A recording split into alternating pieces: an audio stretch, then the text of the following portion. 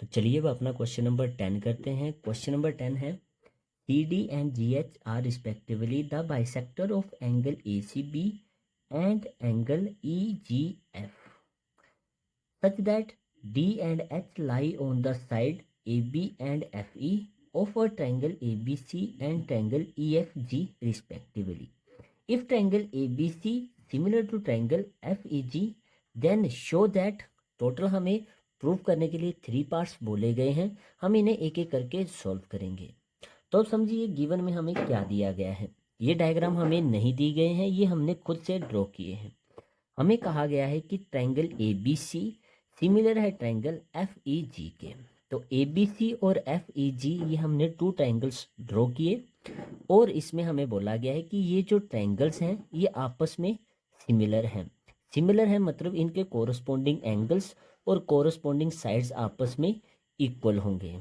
Then हमें कहा गया है कि AB के बीच में कोई पॉइंट D है, D और C को मिला दीजिए और ये जो CD लाइन है ये एंगल ACB को बाइसेक्ट कर रही है।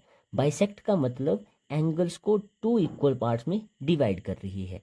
मान लीजिए अगर एंगल C हमारा 60 डिग्री है तो ये जो CD लाइन है ये 30 डिग्री में इसको डिवाइड कर दे रही है इक्वल पार्ट्स में।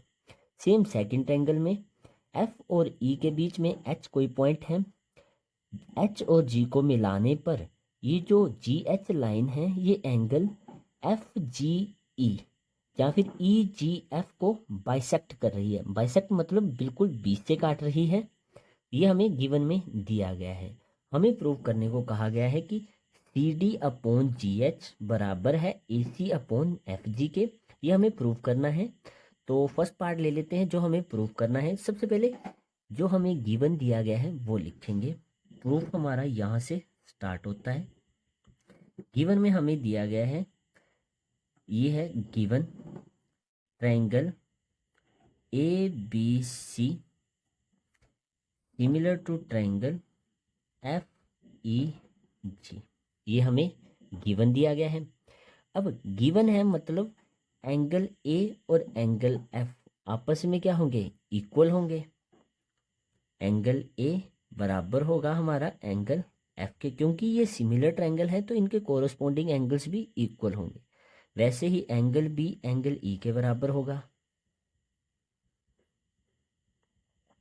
और सिमिलरली एंगल C बराबर हो जाएगा हमारा एंगल G के।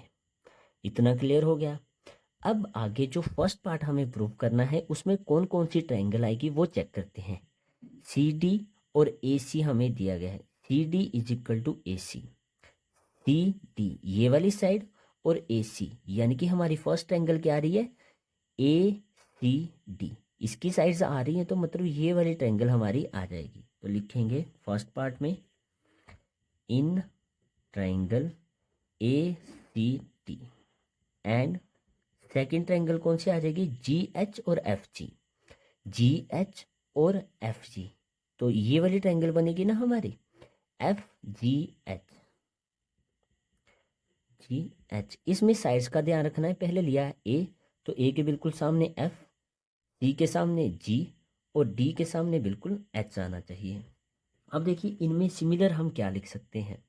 अभी हमने पीछे निकाला ACD और FGH में देखिए एंगल A बराबर है एंगल F के। ACD में और FGH में एंगल A और एंगल F आपस में इक्वल है तो लिखेंगे angle A is equal to angle F। Reason आ जाएगा प्रूव एबव। यह भी हमने पीछे प्रूव किया कि अगर 2 ट्रायंगल सिमिलर हैं तो उनके कोरस्पोंडिंग एंगल्स भी हमारे इक्वल होते हैं। सेकंड पार्ट क्या आएगा देखिए, ACD में ACD और FGH में ये जो CD लाइन है ये एंगल A को बाइसेक्ट कर रही है। बाइसेक्ट कर रही है मतलब ये एंगल C को 2 इक्वल्स पार्ट में डिवाइड कर रही है तो हम इसे एंगल 1 मानेंगे। FGH में GH लाइन एंगल G को बाइसेक्ट कर रही है तो इसको हम मानेंगे एंगल 2। अब देखिए एंगल C कंप्लीट बराबर होगा ना हमारा एंगल G के, ठीक है। तो इनके जो हाफ होंगे वो भी आपस में इक्वल होंगे तो हम लिखेंगे angle 1 is equal to angle 2। Reason आ जाएगा हाफ ऑफ एंगल सी बराबर है half of angle ji.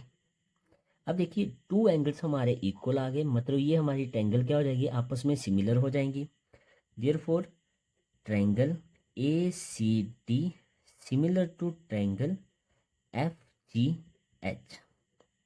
Reason क्या आ जाएगा, by angle angle similarity criterion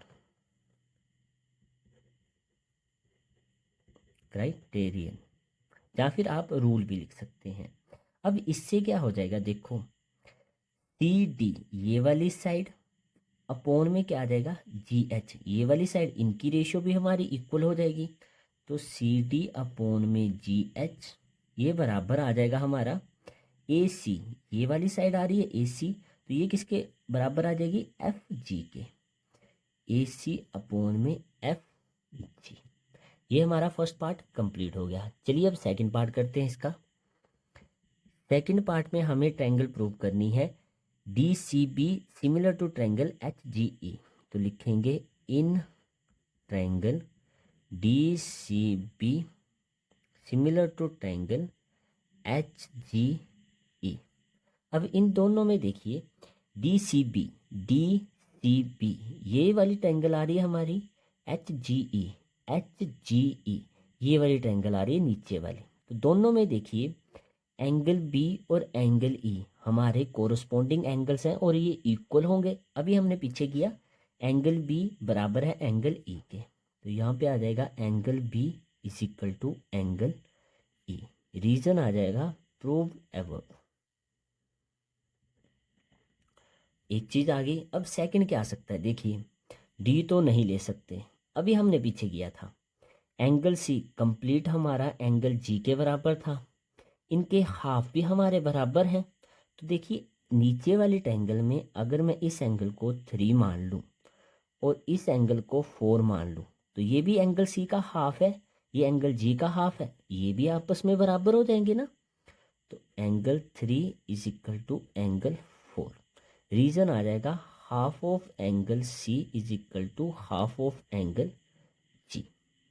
2 angles बराबर आ गए, तो लिख देंगे therefore triangle D C B similar to triangle H G E by angle angle similarity criterion, वो आपने कंप्लीट लिख लेना है।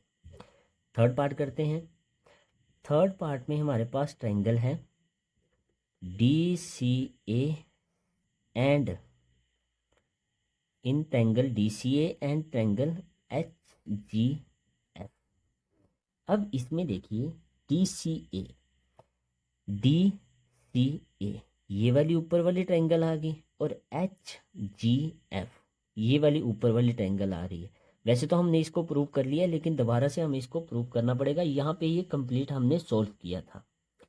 तो डी सी ए में देखिए एंगल एफ के बराबर होगा, तो लिखेंगे angle A is equal to angle F. Reason आ जाएगा प्रूव एबव। सेकंड क्या होगा, हाफ ऑफ एंगल सी यानी कि एंगल 1 और हाफ ऑफ एंगल जी यानी कि एंगल 2 ये भी आपस में बराबर होंगे। Angle 1 is equal to angle 2। Reason आ जाएगा half of angle C is equal to half of angle G. अब एंगल एंगल हो गई, therefore triangle D C A similar to triangle H G F. Reason आ जाएगा by angle angle similarity criterion या rule.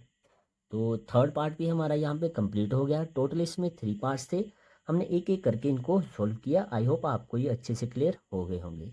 चलिए मिलते हैं next question के साथ नेक्स्ट वीडियो में। जय श्री राम।